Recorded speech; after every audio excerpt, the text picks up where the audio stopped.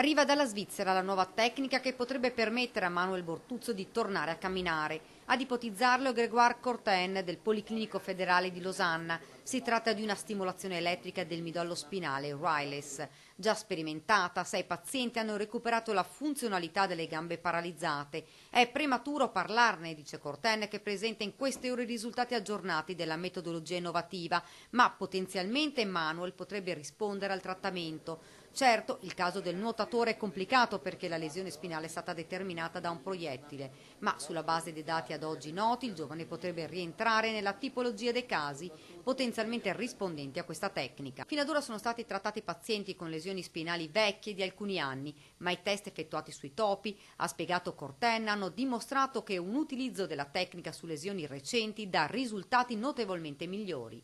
Per questo dal 2020 sarà avviata una nuova sperimentazione su pazienti con lesioni recenti.